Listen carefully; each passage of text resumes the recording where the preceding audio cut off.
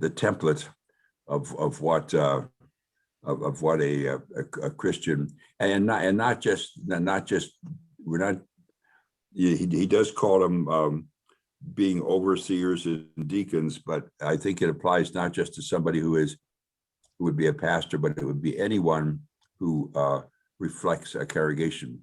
But what you do in your life reflects back to the congregation to which you belong, and therefore how we witness it becomes a very important aspect. And so Paul is sitting down here and he's laying things out, and what it suggests to me is that there were probably a lot of these problems going on within the congregation. And so he had to say, okay, had to remind the people, and Timothy, who was like a pastor there, had to remind him, okay, what does it mean to really reflect the grace and the love of our Lord Jesus Christ? And he lists the characteristics there. There's always something to aim for. The second question, what 4 words does Paul use to describe a congregation?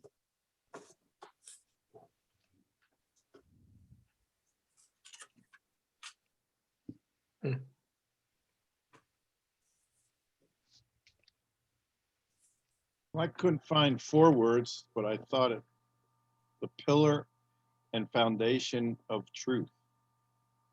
Okay.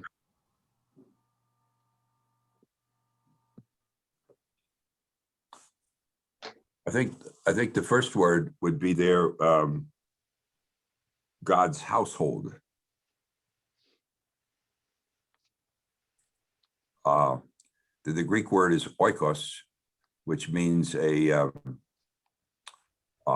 family, and so the first characteristic is that a congregation should be like a family.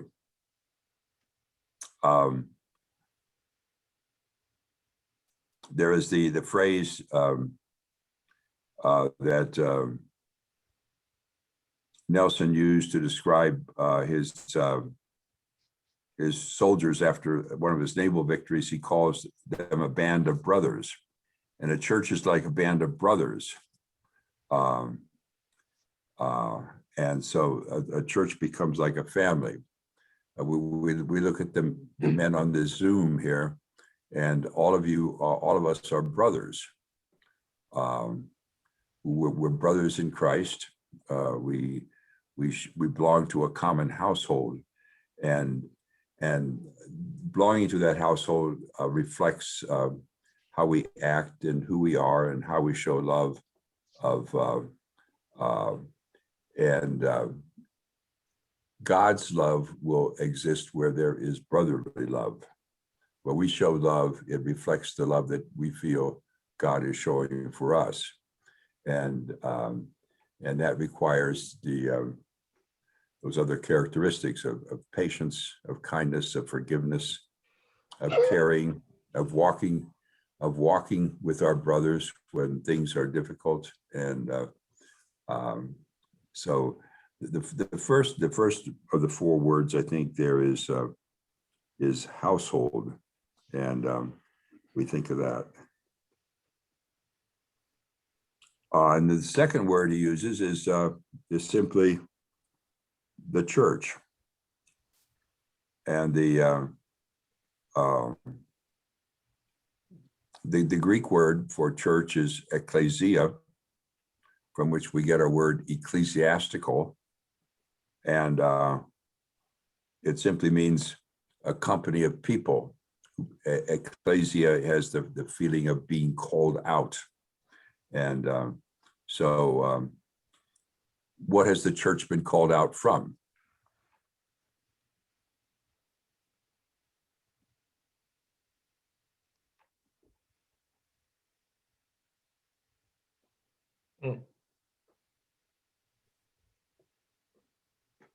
The church would have been called out from living as the world lives.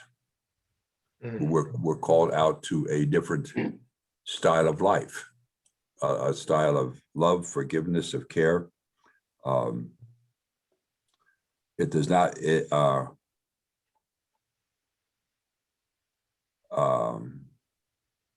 and God's call has gone to everyone, but only some have accepted it, and they are the ecclesia, the church. The invitation comes to all, but with any invitation, there must be a response. So the second word he uses there, after God's household or band of brothers, he uses those who've been called out by the living God, and that. And the third word then is pillar. Pillar of truth. But what is a pillar?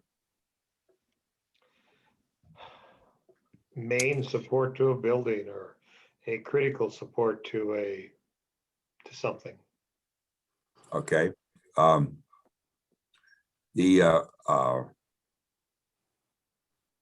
think Timothy was in Ephesus when this was written, and in Ephesus there was the temple of Diana, and the temple of Diana was known for. You can Google it, and you'll see a picture of a temple with I think there's 100 pillars in it, holding up the temple roof, and so it becomes a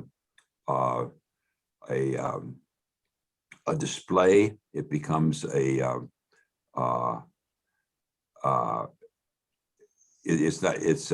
it was known throughout the world, throughout Paul's world, as a beautiful piece of artwork. And the people of Ephesus knew how beautiful a pillar could be holding up the temple. And so the temple, I think, of Artemis had 120 pillars, 100 pillars, 120 pillars, something like that. And it was well known. It would be the word pillar of truth would suggest that the idea of the church is to uphold the truth on which in such a way that all people might see it. And so that was one of the things and how do we uphold the truth? We do it by how we live, by how we act, by how we serve, how we become. And then the last one, of course, is the foundation. There's household, there's church, there's pillar, and then there's the foundation of truth. And the foundation, of course, is what supports the building, what holds it up. And in a world where the world would often gladly eliminate unwelcome truth, the church supports it, and supports it against all those who would seek to destroy it. So that gives the church a pretty basic description of what it is. And I think that we reflect upon the community of faith to which we belong, and each one would have to kind of answer that for himself about how well our community of faith is reflecting these aspects of what the community is about. Well, a pillar is not going to be of any use to us without a good base, a good strong foundation. They work together. You have to have both the pillar and the foundation to work together, because a pillar by itself is subject to all kinds of other elements, and has no strength at all, or very little strength compared to what it has with a big base. Mm-hmm. Good point. Good. Other comments? Are we talking a priority there, you think, Gary? The first thing we have to have is a good foundation? I think so, yeah. I do What, too. what can truth be built on if it doesn't have a good foundation?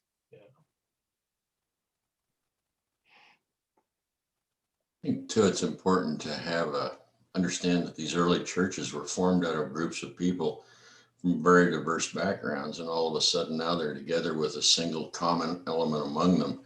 And without that, you're not even going to move on to this issue of a foundation or a pillar. You need those people. Mhm. Good point.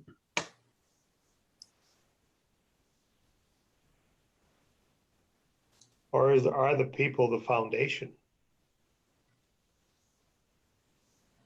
Is that kind of what runs through my mind?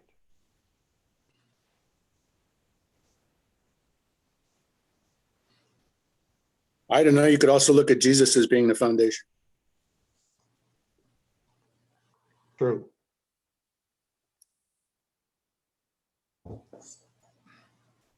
Yeah, I would think the basic foundation would be Jesus and his word, and we build that. And as we grow in the word,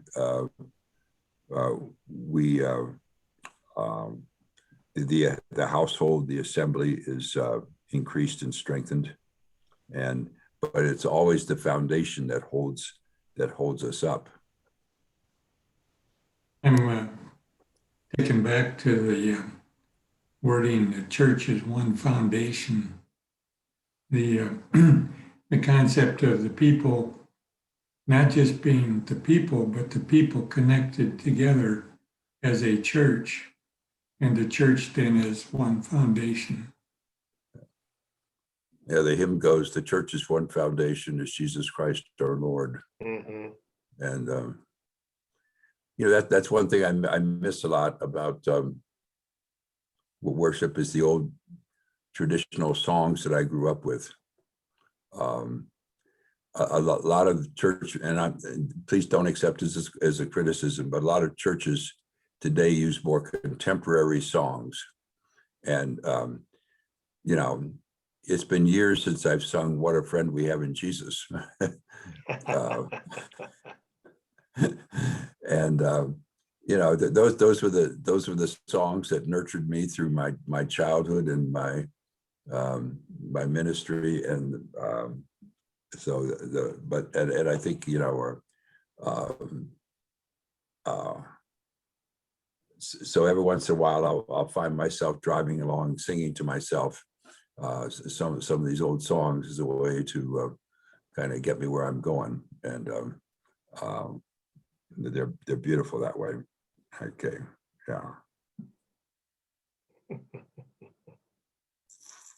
So check out your foundation, gentlemen.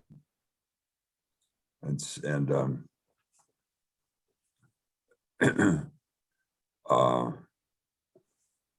3:16, verse 3:16, what does this early Christian hymn tell us about Jesus?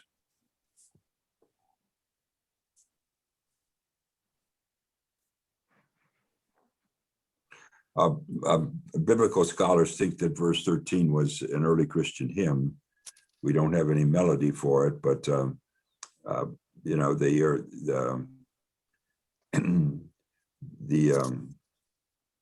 so somebody along the way probably composed this and or taught it to his congregation, and Paul picked it up and then shares it with us that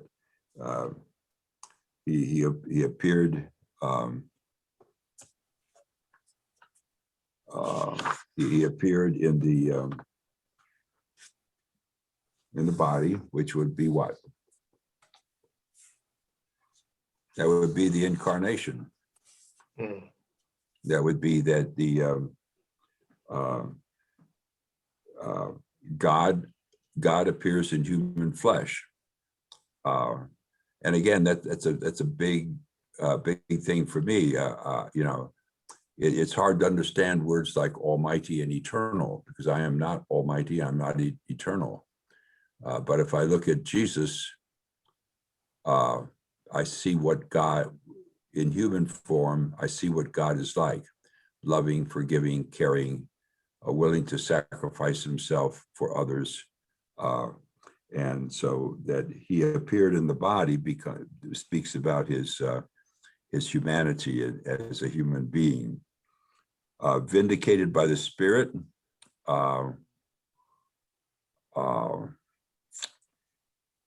That may mean that he was kept, Jesus was kept sinless by the Spirit. It may mean that, he was supported by the Spirit along the way. That the Spirit is the power who proved that Jesus was who he claimed to be. He was seen by the angels.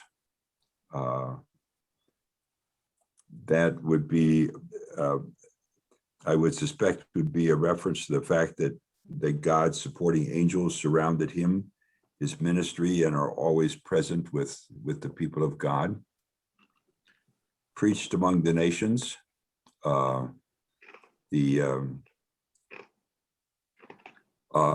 I mentioned earlier, St. Paul died about somewhere between 62 and 63, somewhere in there, 30 years after Jesus did.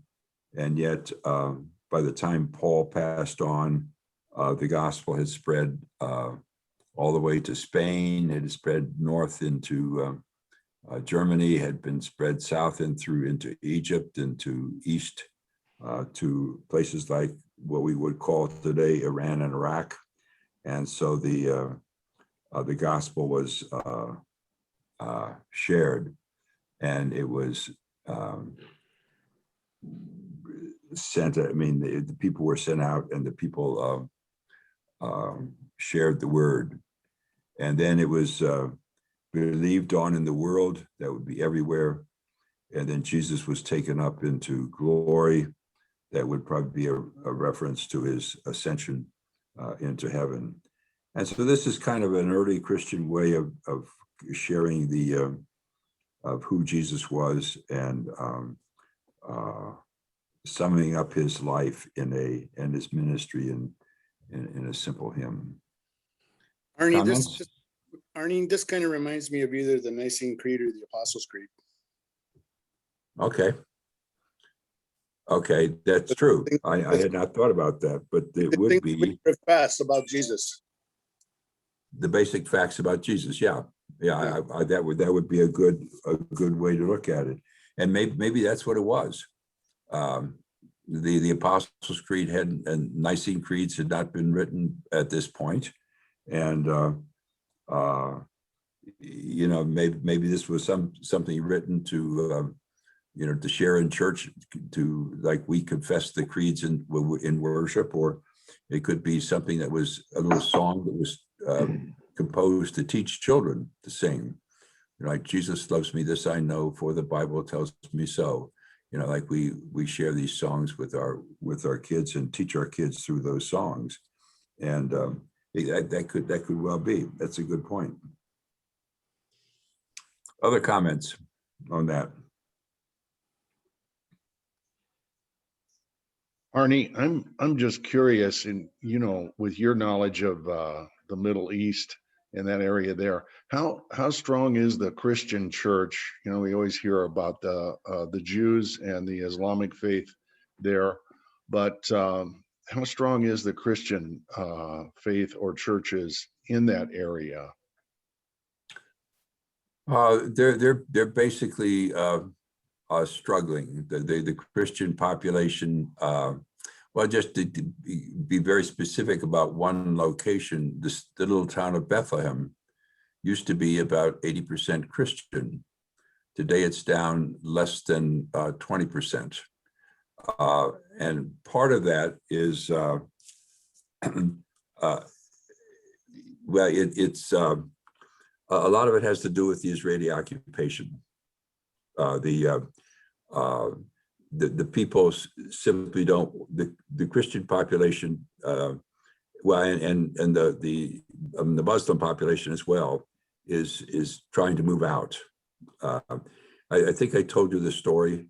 I was riding the bus once, an Arab bus, and sat down next to this young man who was talking to him, and he mentioned his family had moved to Peru, And I asked about him, and he said, well, as soon as his grandfather died, he would be out of there too. He just could not live in that environment of the occupation. But his grandfather had been, of course, raised and born and lived there many years and refused to go with the rest of the family. So the young man was simply staying behind to, care for him. And then I think if I've told this before too, another story is I was wearing my Valparaiso University sweatshirt, and this man comes toward me, and I'm walking down the streets in Bethlehem. He starts to talk to me, and we suddenly realize he asked me if I know the Shakara family, and suddenly realized that he thinks I'm from Valparaiso, Chile, because over 100,000 Palestinians have emigrated to Chile simply to get out from under the occupation. And many of these are Christians. And the one in Bethlehem, there is a Lutheran congregation that has been there since about 1867, 68, something like that, Christmas Lutheran Church. And then the man who was pastor of that church, Mitri Raheb, had in 1992 created Dar el Kalima, a University College of Arts and Culture, which today has over 600 students in it. And his idea is that we give kids a reason, we give them an education and reason to hope, and they will stay and add back to their community. And the at 10 o'clock this morning, there's going to be an interview with Mitri Raheb, the pastor and the president of the congregation. A couple of his students were detained by the Israeli police because of the issues at Sheikh Jarrah. Sheikh Jarrah is the Palestinian village between the Mount of Olives and the old city of Jerusalem. And the Israelis are pushing the Palestinians out so they could create a King David Park there, which will be a tourist attraction. And some of these Palestinians have lived there for, a couple of generations, but their land is being taken from them. And the same way with the West Bank, the settler movement has grown to about 850,000, and many of the settlers just move in and take over Palestinian lands. I know I'm getting political, and that's not what you asked, but that has been while we're there, Arnie, for just a brief moment, I'm going to tip over the can of worms and dump them all out. Okay. And ask you what you think of what's happening in Jerusalem right now. Okay. I read the newspaper report this morning, and it is one-sided. It talks about the rockets from Gaza coming to Jerusalem. But what happens is that the Israelis and the strong Jewish advocates are not letting the Muslims worship on the Dome of the Rock, which is the Al-Aqsa Mosque, which has been a mosque for hundreds of years. And this is the month of Ramadan, which is the high point month of the Islamic religion, where you fast from dawn to dark, and as a reflection of your love. And in the last couple of months, the protests over Sheikh Jarrah have been, which is right adjacent to the Al-Aqsa Mosque, have been growing in intensity and in fierceness as the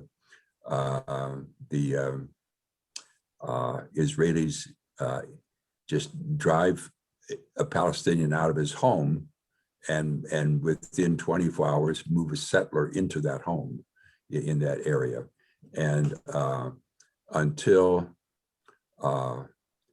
and the United States, in a sense, supports this when they declared that Jerusalem is the whole of Jerusalem is the capital of Israel, when under the Oslo Accords and the ceasefire in 1967, Jerusalem was to be divided between the East and the West, between the Palestinians and the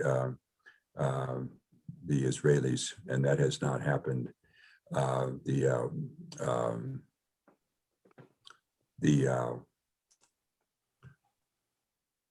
Under international law, if you are an occupying power, you cannot put your own citizens into the occupied land. And Israel has signed the international accords. The Geneva Convention is part of the United Nations and theoretically agrees to that, but in reality, they don't. They keep moving their settlers in. Over 3 million Palestinian olive trees have been uprooted. In 8 miles south of Bethlehem, there is a farm that's owned by the Daoud Nasser family. They are members of Christmas Lutheran Church in Bethlehem, and they have owned that farm since 1920, and when it was under the Jordanian administration. And many of the farmers back in 1920 did not pay their taxes to the Jordanian government, but the Nasser family did, and they have the title to the land. But for the last, since about 1980, they have been in court trying to defend their title against efforts there's 5 settlements around the farm right now. And they're trying to take the farm away from the Nasser family. I have stayed on the farm a couple times. And one time I had a group there, and we got there the day after the Israelis had plowed up 300 of their fruit trees. And already the family was bringing in new plants, and my group and I helped unload the truck and start the planting process again. And they have now, it's called the Tent of Nations is what they call their farm. And they will have groups come from all over, from the United States and from all over Europe who will spend, say, a week there and help them with their farming. And we'll have different projects for kids, and they even have a project where they will teach kids in a neighboring village computer skills and that kind of thing. It's a very loving family. Daoud is the main spokesman, and they live on the farm, but they're trying to, but it's a constant struggle where the Israelis around are trying to take the farm away, declare it's not them. Once they were taken to court, and they had to prove that they had been on the land. So they gathered a busload of neighbors, took them into Jerusalem to the court to testify that they had been on the land. And they waited 3 hours, and finally they were told they did not have to come in because the Israelis realized that they had this evidence of all these families who would come in with them and would testify for them. So that they didn't even bring it before the judge. And yeah, I could go on, but that's Well, I said I was going to turn over the can of worms, Arnie. I have to say, Arnie, after having listened to you discuss some of these things, I kind of look at the news reports that come out of things like this with a little different view, and I certainly agree with you that a lot of the reporting seems to be really biased towards the Israeli side of it. So that's part of the reason that I asked that. So I appreciate your thoughts on that, and thank you. Well, thank you for asking. I would agree with you totally, Gary, that the reporting anymore is not reporting. I don't think there's any unbiased sources out there at all. Getting back into the situation in Jerusalem near the Temple Mount, the other side of the story that was not published in the Denver Post or the Washington Post or the New York Times, as far as I could find, was that dispute, that land dispute, goes back to the founding of Israel in 1948, when the Arab forces took control of East Jerusalem. That was a predominantly Jewish neighborhood with people that had lived there for generations. And so when you start looking at that land, you have to always remember the competing forces that try to claim they're the legitimate owners of that. Uh, the Arab families that are being evicted right now are being evicted primarily for not having paid the rent that the original owners back prior to 1948 were trying to charge them in order to maintain their ownership of the land. So there's always two sides to every story. And unfortunately, the news media anymore is always biased one way or the other and doesn't give a complete story. Yeah, the protests in Sheikh Jarrah have been going on. One of my groups was over there 10 years ago, and we were walked into that area while a protest was going on. I could send you some pictures of that, and but it has been going on in the struggle, and the two sides are not sitting down as equals and saying, okay, we're going to work this out. And it's always dominated by one side, and that makes it very difficult to come up with any kind of resolution. And what about the Christian community? That's where we started talking about this. You said they went from 80% to 20%. in Bethlehem. So maybe you could digress a little more on where we're at with the Christian community in Jerusalem. The Christian community is declining. Of course, because this is where the land where Jesus walked. You have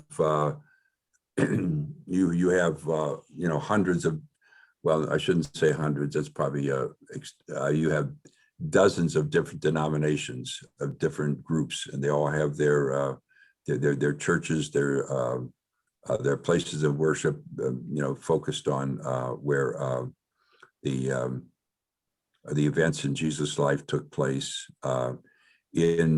In Jerusalem, there is the Lutheran Church of the Redeemer, and it essentially is a congregation. They have an Arabic service, they have a German service, and they have an English service. And the English service is basically internationals who are working there, or visitors who've come there. I was there one Sunday and introduced. We were all asked at the end of the service to introduce themselves, and I said I was from Westminster, Colorado, and this woman suddenly jumps and says, "I live in Westminster," and she was there with a tour group from Wartburg College, and she lives about 7 houses down from my son here in Westminster. And so the world is small that way when you run into people. But the Christian community again is struggling to survive. The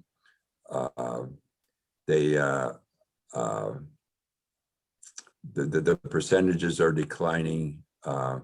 What keeps them going basically is probably the tourism of groups that come from the United States and visit the churches in the different places. There's not any, large scale conversion going on of Muslims or Jews into the Christian faith.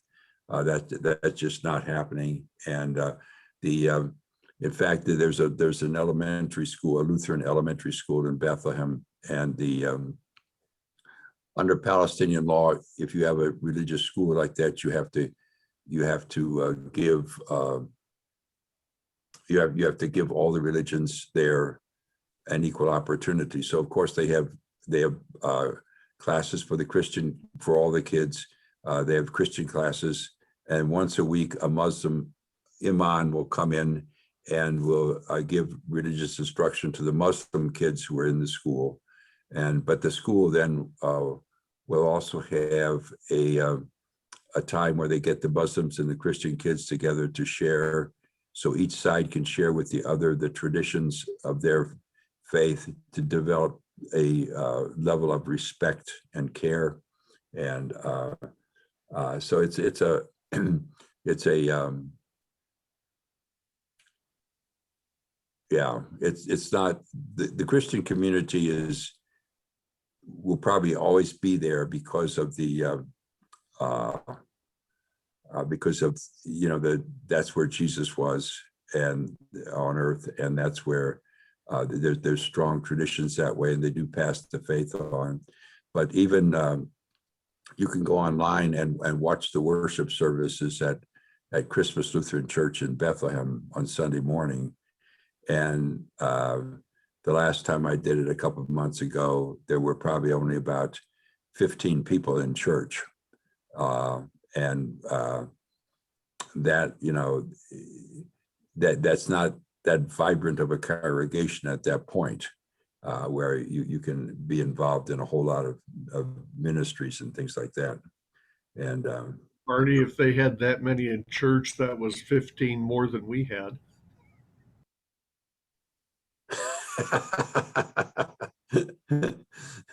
Well, we've got 15 in church right now. But yeah, it's no,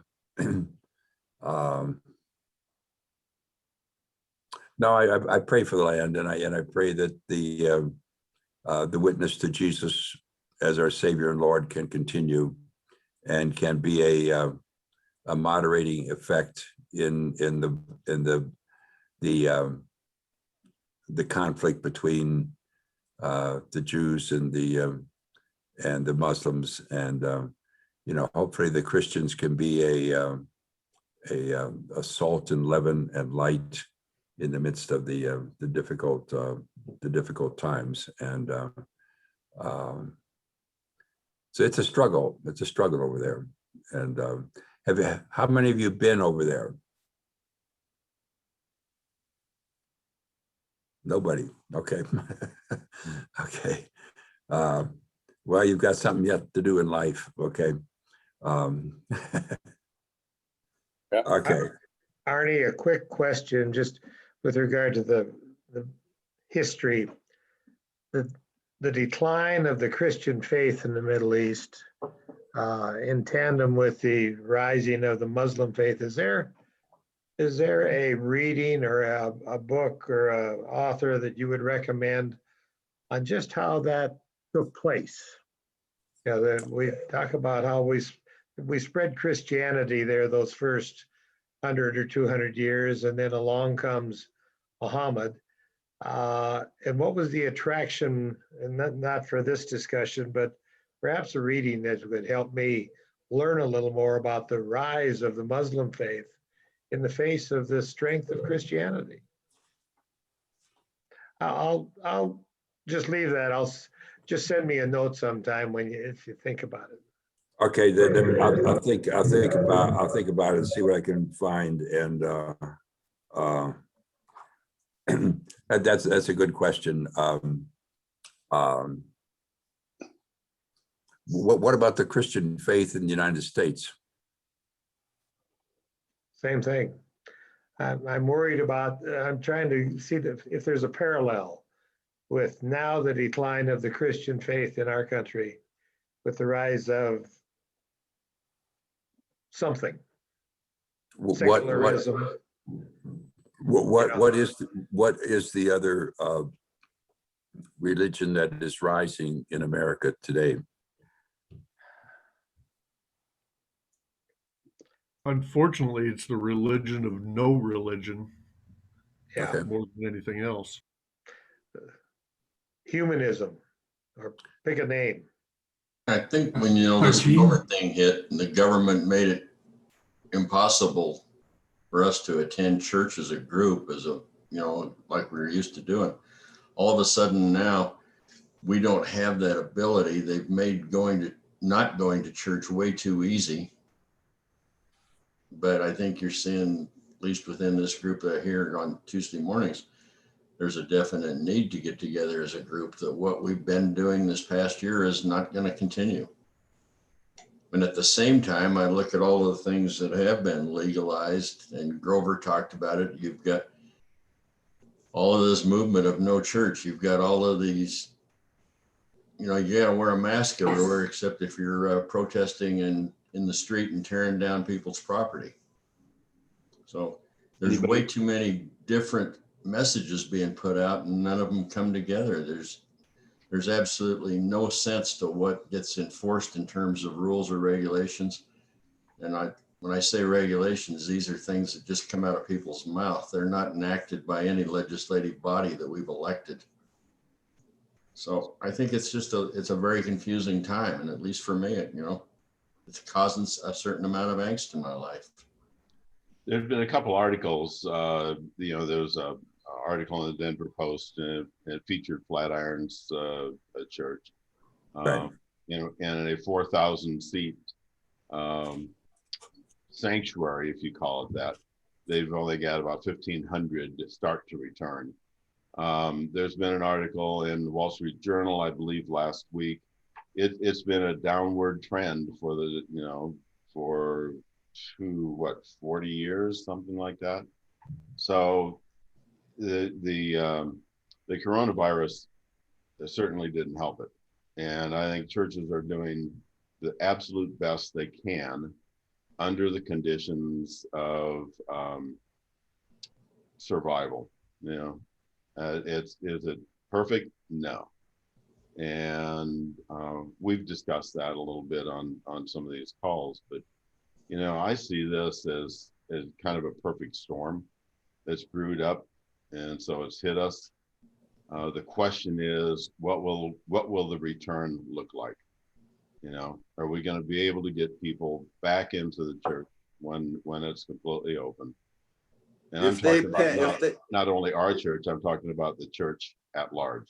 If they pack Coors Field in July, then they better try not to allow us to go to church. I mean, hey, it's the same world, we're all living in it. If we can pack Coors Field for a all-star game, then we ought to be able to pack Lutheran Church with a congregation. I get it. Sorry, guys, I've got to leave. I've got another appointment, so peace. Peace. He's still here in spirit. You can still see his name up there.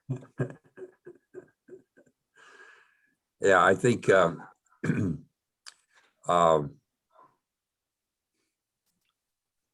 think we're really going to have to dig down and see how we shape the church and how we shape the community of the faithful as we come out of this pandemic. I don't know what it's going to be like with the pandemic, with the declining connection to churches that has been going on for the last 20, 25 years. We are still called to a mission. We're still called to live as God's people in the midst of this world. The powers that be that would erode the Christian faith seem to be growing, and our response is, how do we continue to live? And I think what Paul would tell us, as he would tell Timothy, we continue to live faithfully and creatively as much as possible as we address the issues that we confront, that we continue to strengthen our community, we continue to share our faith, we continue to, in whatever situations we find ourselves, to be Christ's people and to let Christ be the one who informs our lives and our behavior. And not let all the isms and the other spirits out there be the ones that shape us and drive us and tell us who we are. But we continue to let God tell us that, remind us that we are his children and that we live as his children, and that this informs us more than all the other isms or realities that are out there. And that becomes a tough journey. That becomes a tough journey to, to continue to live that way. But we're called to live faithfully. It's What's our time? Our It's our time is at 1:30, Arnie, so that's a good place to break for the Okay. day. Okay. Thank you, guys. It was really good. We'll go through a quick check through here. And I'll start with Leroy. I'm doing fine, thank you. Everything's going pretty good over here. No snow to shovel, I guess. Got with not that much, but who knows what's coming? It looks like it's still snowing out there. Doing great. Thank you very much. Thanks, Leroy. Grover? Get unmuted there. I'm doing fine. I had a wonderful weekend. It's kind of sad to say, but I was at 2 different funerals, and one was in a Lutheran church, and there were probably about 50 or 60 people in there. It was just good to be inside a church building again. The other funeral, there were over 100 people there. Hardly any of us masked. There were some, but very few. And then I also was able to go to a banquet for one of my Masonic groups, and there were 25 of us there, and several came from out in the outlying parts of the state. And when they walked in, they said it was the only time they'd worn a mask was to get into the hotel that night. Out on the plains, they don't. It just isn't being done, and they're really not having any issues with it. That's partly due to population density, and everybody kind of admits that. But the return to normal really needs to come. And real honestly, I hope Cross of Christ shakes up what they're already planning to do and get started earlier. One service for 50 people is not enough. I see no reason we couldn't be having at least 2 or 3 or even 4 services on a Sunday. And I would hope some changes would come through on that. The only issue I would have with that, Grover, is that you no longer have the membership to support 4 services. Well, if you're only letting 50 in at a time. True.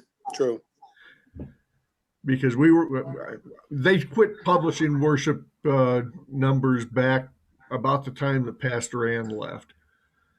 And it was on the decline at that time. But the average attendance was 350 to 400. And the early service maintained right around 50 to 70, depending on the Sunday. But we're still leaving a lot of people out that might want to show up.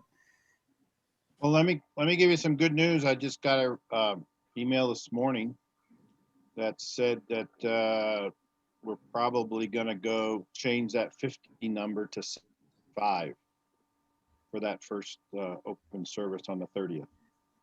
So it's a start. It's a start. Okay. Thanks, Grover. Ed Control.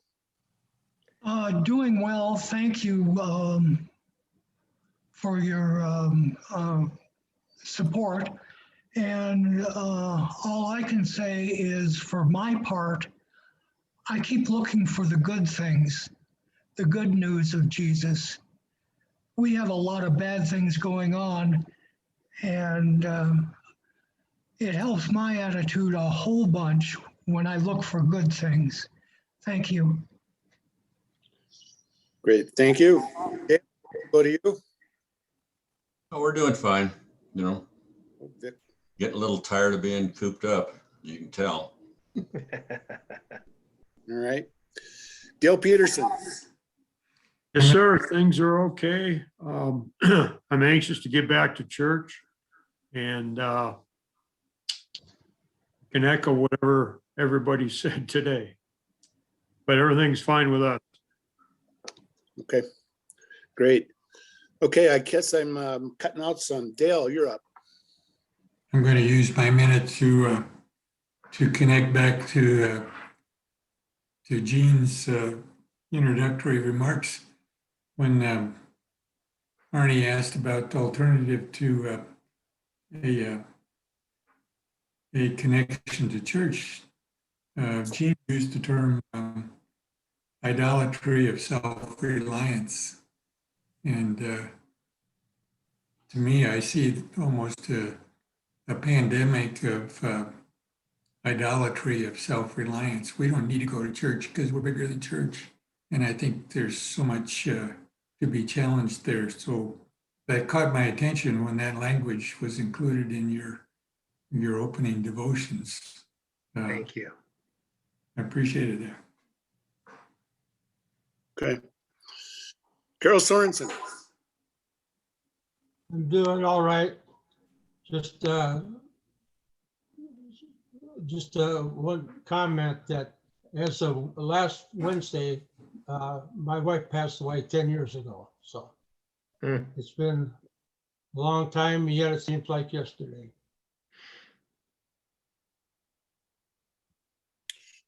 Thanks, Carl. Ed Paynes. Yeah, I agree with Ed. You have to look for the good stuff. And I was fortunate enough this weekend to spend the weekend at Sky Ranch up the Poudre Canyon, which is for those of you who don't know, since our church seems to support more Rainbow Trail camp. That's a Lutheran church camp up there. And that was right in the middle of all those fires.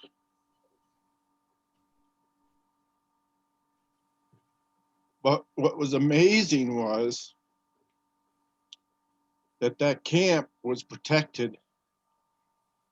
And if you stand on the deck of the lodge and look out, it looks like there wasn't a fire. There are green trees, and you can see the white caps out above it. But yet you go 50 yards outside of the camp area, and it's burned to a crisp.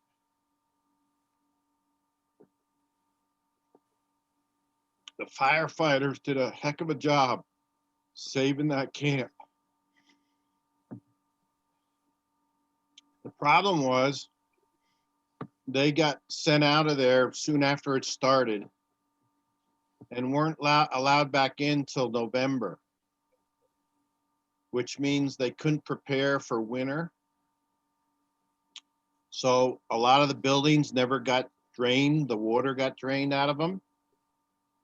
So there were water leaks all over the place from freezing pipes, and just you'd fix one leak and you turn on the water, the main one coming in, and you'd have spraying all over the place. Somewhere else, some fixture got frozen.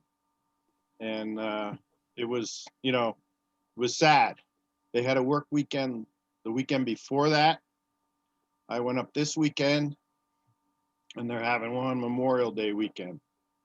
But they're going to have camp this year. It's going to be probably only 50%, but it's one heck of a place. And if you have any extra money to donate, that would be a good place to do it. So, anybody able to help this week? And again, it doesn't have to be this week. It could be next week. I don't know what the weather looks like next week, but if there's anybody willing to help, I'll take a poll and see what day is the best, Thursday or Friday.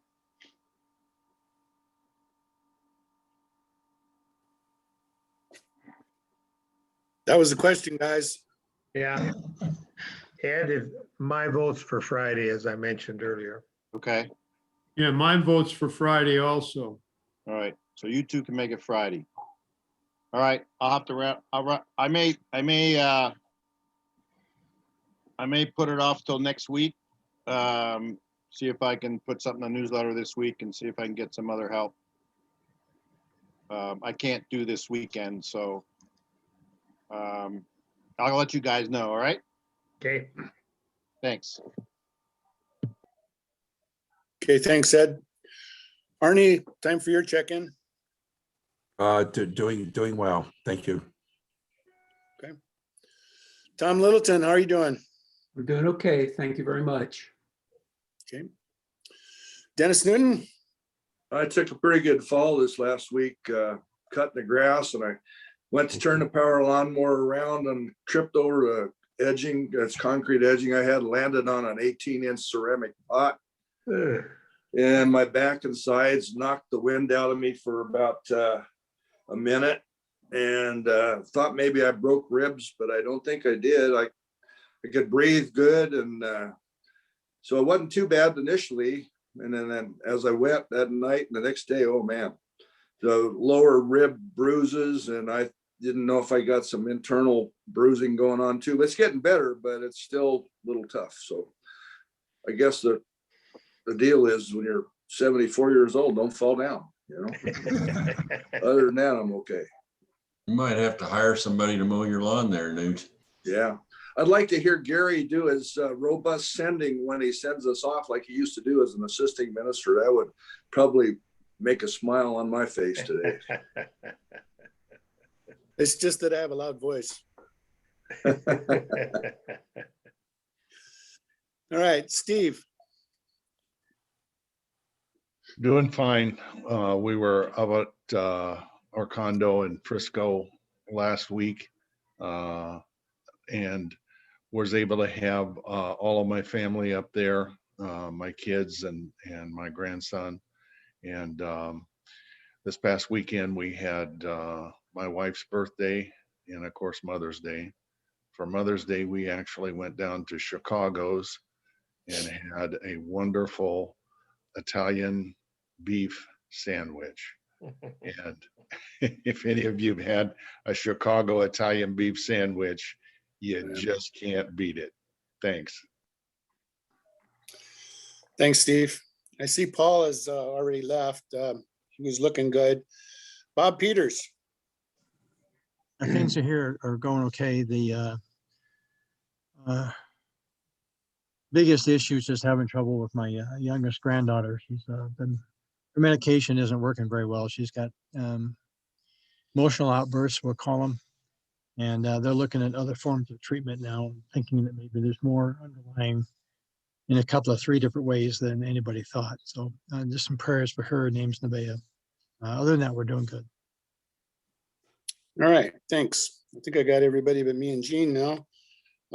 Down here in Florida, things are going well, except for one thing. I blew out my incision again. I'm probably going to have another hernia surgery. That'll be the 4th surgery that I've had now in the last 18 months.